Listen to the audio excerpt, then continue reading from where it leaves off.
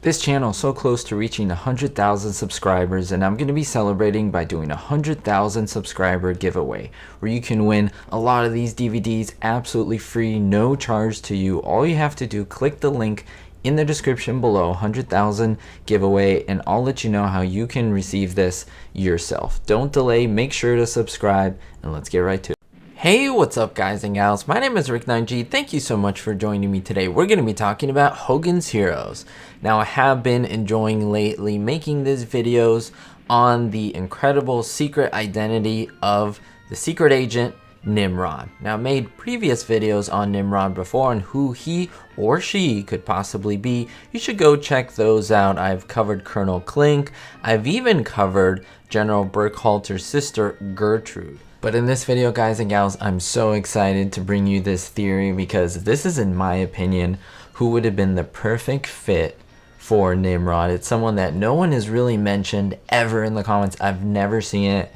This is something that I came up with and I wanted to share it with all of you, and I'll show you all of my proof to why this person I think is a perfect fit for Nimrod. Now, before we get into it, I do want to go over the much needed definite things we know about Nimrod. So this excludes many individuals that cannot even be seen as suspects because they wouldn't fit the suspect criteria. Let's take a look at them. You maybe have seen the episode The Missing Klink. Now, this is from season 4, it's episode 15, and it's a funny one all unto itself. Now, let me tell you a little bit about this episode. Now, in this one, Hogan wants to kidnap General Burkhalter and wants to trade him in for a captured underground agent. What instead happens is that the underground kidnaps the wrong man, that is Colonel Klink, and now he is missing, and now he is the hostage, and they decide to exchange him for that underground agent. Now, what is interesting in this episode is that Major Hochstetter makes an appearance, as well as, of course, General Burkhalter, and they're trying to secure the release of Klink. And then we have the interesting topic of Nimrod. They spell out several things about Nimrod and who he can be, but throughout the entire series, this character, this person who quote-unquote is codenamed Nimrod, was never revealed. Now, number one, Nimrod was the finest intelligence man that the Allies have. He constantly, well, I'm saying he, but it never said that it's a he.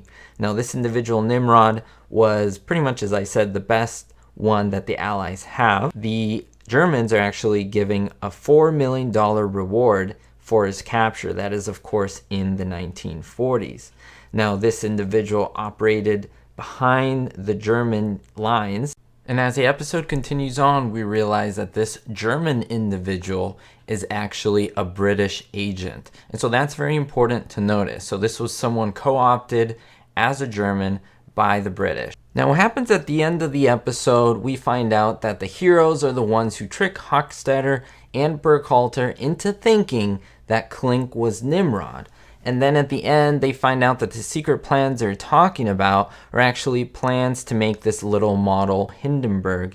And when the heroes go in, start building this little model, they find out that there are real secret plans for a secret German plane and a note left by the actual Nimrod. And it was hidden in there. So this means that Nimrod has access to Klink's office and most likely was there during the course of the episode at some point. So it is a German who has access to Stalag 13. So this led me to think of one man, and that is because I was watching an episode earlier where he appeared and I thought, wait, could Corporal Langenscheidt be Nimrod?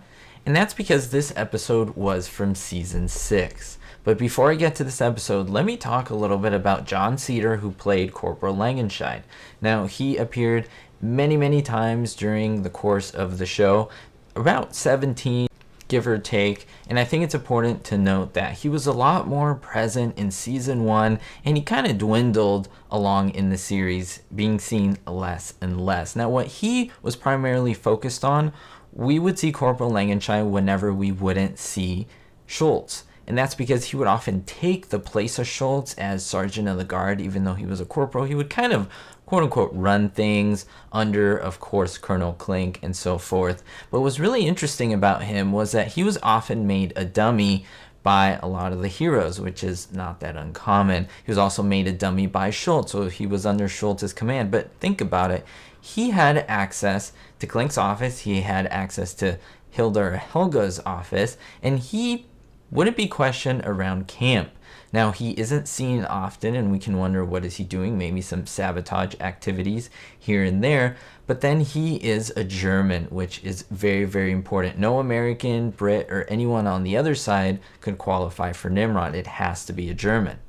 Now, as I've been talking, you've been seeing a lot of snapshots of Corporal Langenscheidt in many, many episodes, but I do want to note the last appearance of this actor, John Cedar, and that was in That's No Lady, That's My Spy. This was in 1971, the last few episodes of Hogan's Heroes. Now, in this one, we see Newkirk dressed as a general's wife. He's, of course, masquerading, and he attends this dinner party in order to deliver penicillin to an underground leader.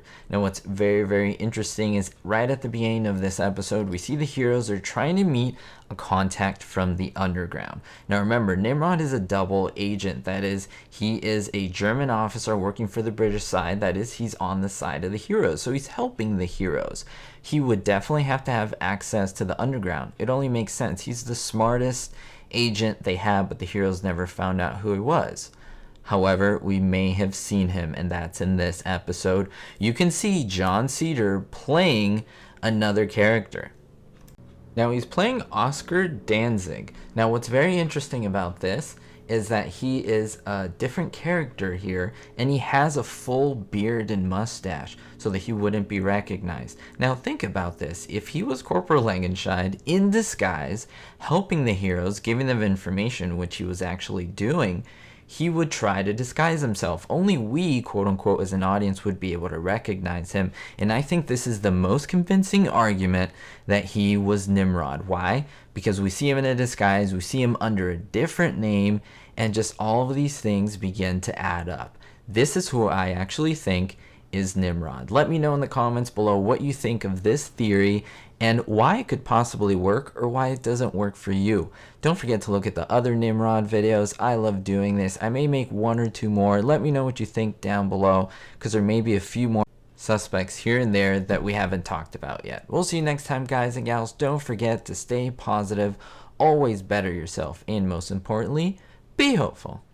Thank you so much, especially to my Diamond tier patrons: Gary Nettle, Lori K, Yasmin Gomez, Citizen Kane 359, Paul Testa, Ricky, and David Davenport. If you want to be listed in the credits here and get many exclusive items, be sure to check the link down below for Patreon.